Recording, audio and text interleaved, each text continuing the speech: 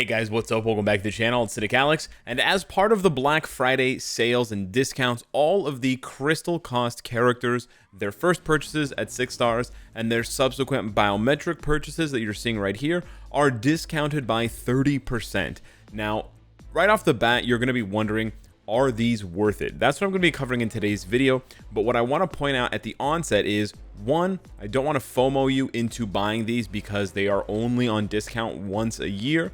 But it is true that they are only on discount once a year. The only other time that these characters get discounted is if they get new uniforms. And even then, when Iceman got a new uniform, I believe he was only discounted by 20 or 25%, whereas now it is a 30% discount, which is the largest that you can basically find for these characters. So yeah, it's a once a year deal. However, fear not, we're going to go through from Iceman to Mystique and then also touch on Odin, Dormammu, and Adam Warlock, and discuss why why not you want to get them or may not want to get them at all.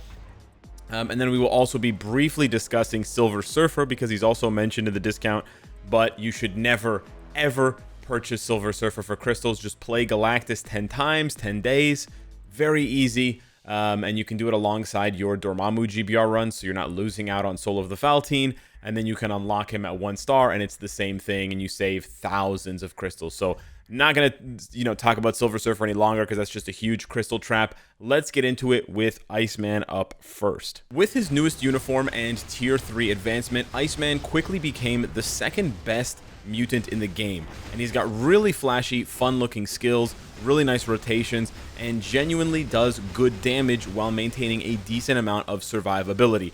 He has these iconic moves. He's got this sort of Spirit Bomb type of 4th skill and 6th skill where he sort of surfs around the arena. So you really feel like you're playing as Iceman when you get this new uniform. But keep in mind that all of this is gated behind his, sort of seasonal summertime uniform that's only available once a year in the summer. So it's really difficult to recommend Iceman at all because of that. Even if you buy him right now 30% off and you build him to tier 2 or tier 3, you're going to have to wait 8 months until August of next year, or whatever, 7 months, in order to buy the uniform. And then only then will he be useful. And that's assuming that we don't get other better mutants in the meantime. So kind of a automatic pass on Iceman there, unless you somehow already have the uniform but didn't get the character, which would be some pretty interesting foresight, but very rare, I would say. He is available for 1 day of ABL, which is nice, but like I said, unless you have the uniform, this is basically a no-go. Emma Frost, on the other hand, does not suffer from having a seasonal uniform, so you can pick up her Hellfire Gala look at any time. And while she does fall a little bit behind of both Storm and Iceman for DPS, she is still a reasonable option for you if you don't have either of those characters to build a Mutant Blast hero. And yes, she is available for a different day of ABL where you need a Blast Mutant female character. So really, I would see her as an alternative to Storm if you never got that paywall uniform. However, Emma Frost has the additional value benefit of being available and useful for PvP. It's more difficult nowadays, especially with characters like Carnage, who can absorb all of her reflect and still kill her, but she still finds ways to be useful. A very good counter to switch in versus Thanos. You can get some cheeky switch in kills versus Gore as well, and then she still maintains type advantage versus the likes of Hulk, Captain America, etc. Definitely not as dominant as she was 6 months ago in PvP, and she needs her artifact by default, so do not pick up this uniform and build her for PvP without the artifact. But with it, I think she can still make a good impression and impact on your roster, and you have that two-way character that you can choose whether to build for PvE or PvP, which is always super nice. So Emma Frost is one of those characters that I would consider, but I would lean towards PvP because it's more likely that we get a better mutant for PvE before we get a better mutant for PvP. On the complete opposite end of the spectrum, we now come to Sabretooth, who basically has 0 value on anyone's roster, period. This is the quintessential definition of Shadowland clear, because not having a Transcendence or Tier 3, and not having a leadership, not having a support passive or anything like that makes him barely usable, not to mention the fact that he got his last uniform so long ago that it's outdated, massively outdated by today's standards. On top of the fact, unfortunately, that he's a combat type, which means if he were to get anything in the next 6 months to a year, he would have to compete with the likes of Captain America, Hulk, Moon Knight, Venom, Carnage, Namor. You get the point. So I think Sabretooth is by far the easiest skip character as far as the Crystal characters go, and there's really nothing else to say about it, which is kind of sad because I like Sabretooth. But yeah, he's just in a really awkward place. He didn't get a Transcendence like Juggernaut. So he's kind of just, he's in limbo. Unlike Sabretooth, Blue Dragon is a force to be reckoned with in Marvel Future Fight. She gains a massive bump from her tier 4 advancement, but just being able to go above level 70 is a huge value and huge component for what makes her so good.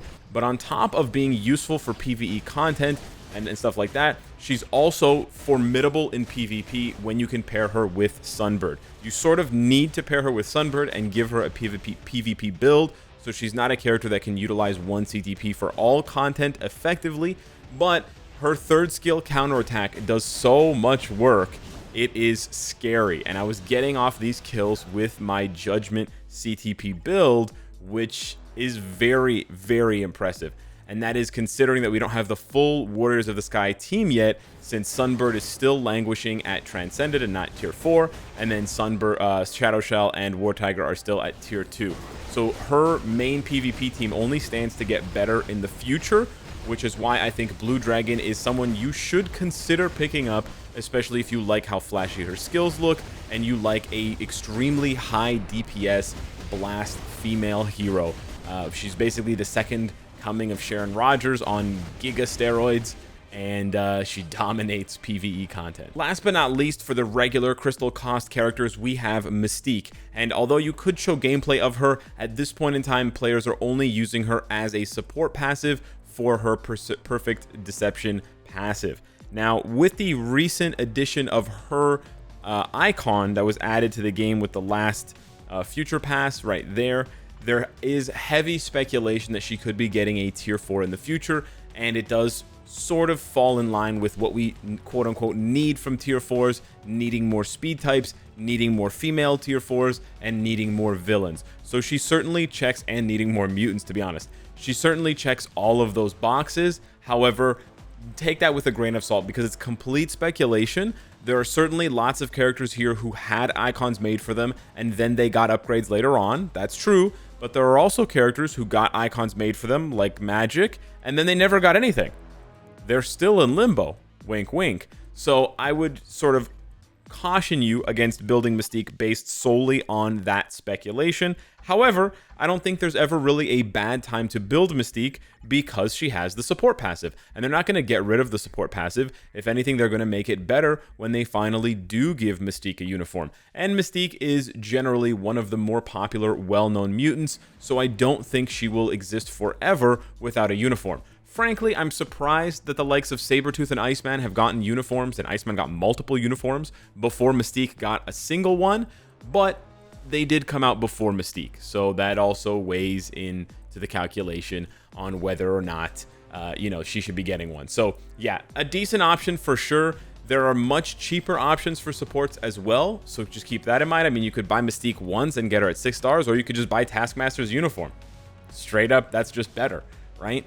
So there are better options, but if you already have those other ones and you're just looking to pad your roster, Mystique certainly brings that to the table. And finally, we come to the 3 Giga Chad native tier 2 boys, Odin, Adam Warlock, and Dormammu.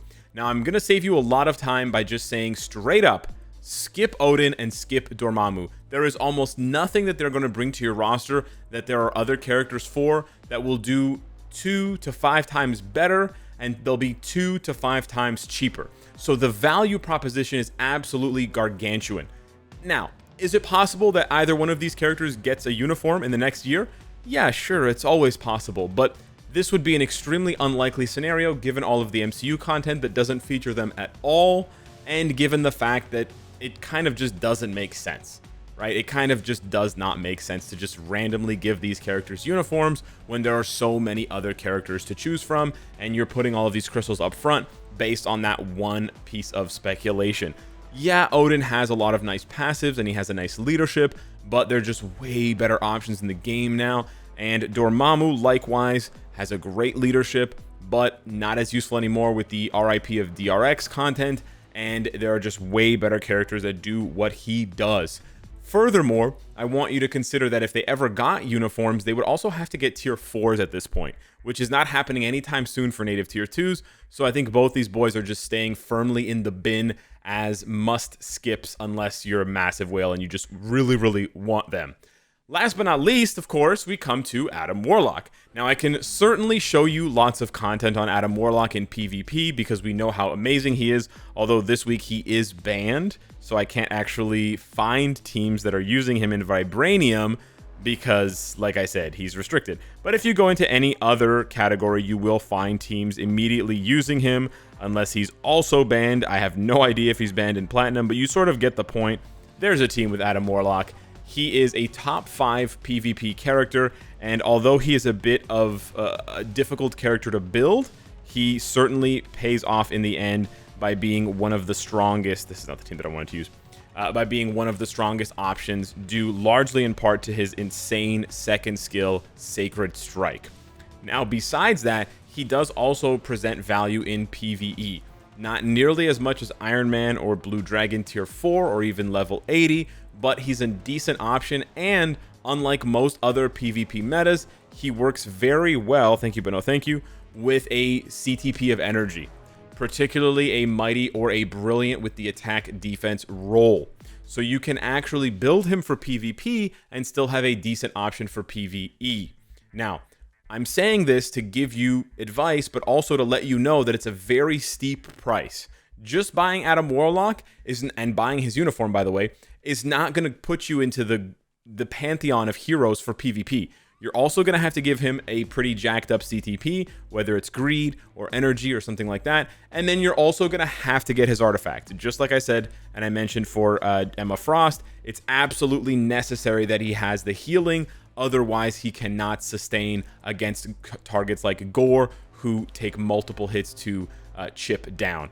So a very expensive character, maybe the most expensive character in the game, all things considered, if you want him to compete at the very highest level of PvP.